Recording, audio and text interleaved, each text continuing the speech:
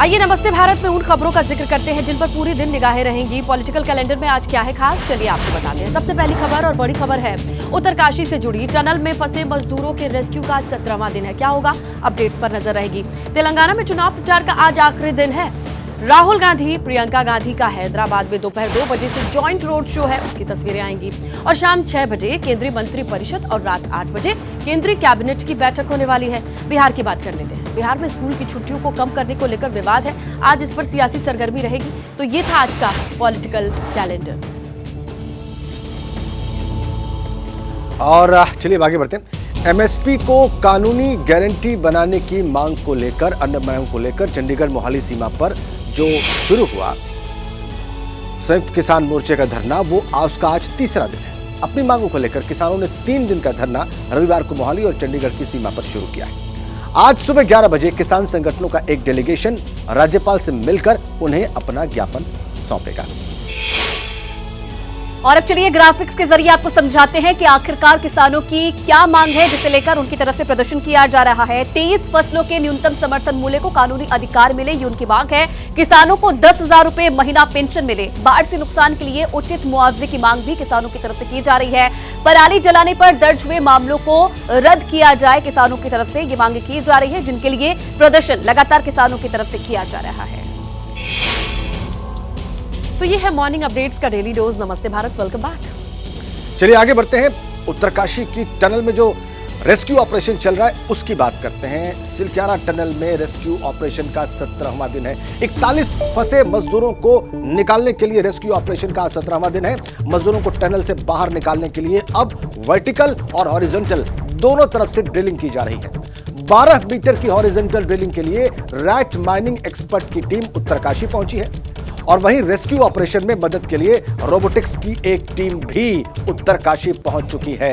क्या चल रहा है वहां पर, इस सुबह क्या हो रहा है, यह बताने के लिए अंकित गुप्ता हमारे सहयोगी उत्तरकाशी से इस वक्त लाइव कनेक्ट हैं। उन्हीं के पास चलते हैं, तस्वीरें देखते हैं, तमाम अपडेट्स जानते हैं। अंकित, इस वक्त सुबह सुबह क्या हो रहा है वहां पे? देखिए, इस वक्त के लिए एक बड़ी खबर देना चाहूंगा जो एक फिर से उम्मीद लेकर आई है। वैसे सही बताऊं तो पिछले कई दिनों से जब हम लोग यहाँ पर रिपोर्ट करने पहुंचते हैं तो उम्मीद की ही बात करते हैं, लेकिन जब शाम ढलती है तो एक मायूसी मिलती है। क्यों? क्योंकि उम्मीद के मुताबिक काम नहीं हो पाता। लेकिन इस वक्त के लिए, क्योंकि दिन की शुरुआत हुई है, एक बड़ी खबर जो कि एक उम्मीद लेकर आई है, और वो ये है कि जो मैनुअल ड्रिलिंग का काम था, जो कि कल रात से शुरू हुआ है, उसमें अब तक धीरे ही सही लेकिन काम प्रगति पर है। और अब तक आधिकारिक तौर पर तो जानकारी नहीं निकल के सामने आई है, लेकिन जब यहाँ पर कुछ लोग जो काम कर रहे हैं, जब हमने उनसे जानकारी चाहिए है, तो वो पता चला है कि करीबन 2 से 3 मीटर की मैनुअल ड्रिलिंग का काम आगे बढ़ा है।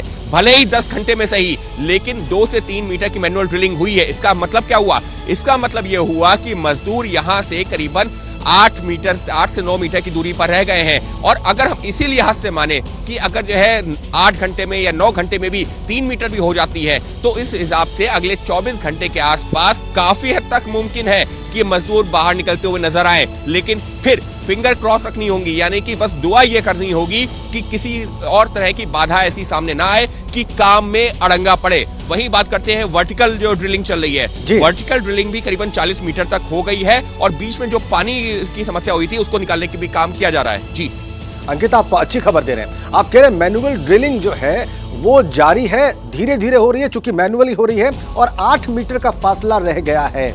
और अगर स्पीड से काम होता रहा तो खुशखबरी मिल सकती है। और वर्टिकल ड्रिलिंग में भी आप बता रहे हैं कि 40 मीटर हो गई है, लेकिन जो पानी वाला संकट खड़ा हुआ था, जो वो बाधा उत्पन्न हुई थी, उससे कैसे पार पाया गया, उससे कैसे आगे निकला गया अंकित?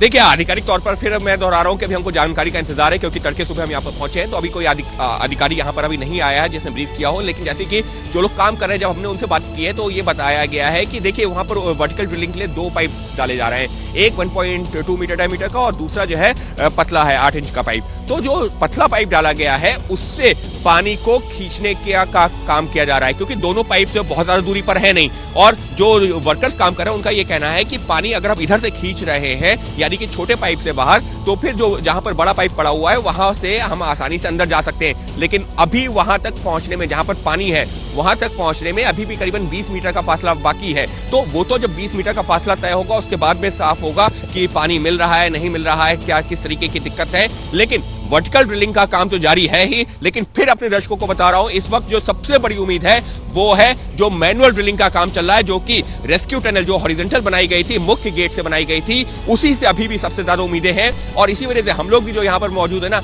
एक बार फिर से एक उम्मीद लेकर के यहाँ पर पहुंचे हैं कि मुमकिन है कि अगले 24 घंटे में ये वर्कर्स रेस्क्यू टनल से बाहर निकलते हुए नजर आएंगे।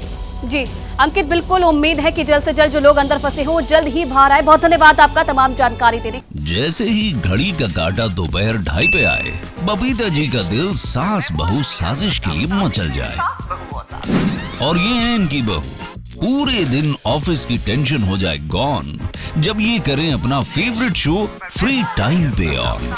इनकी तरह आप भी देखिए अपना फेवरेट शो अपने टाइम पर और डाउनलोड कीजिए एबीपी लाइव ऐप अपने स्मार्ट टीवी पर।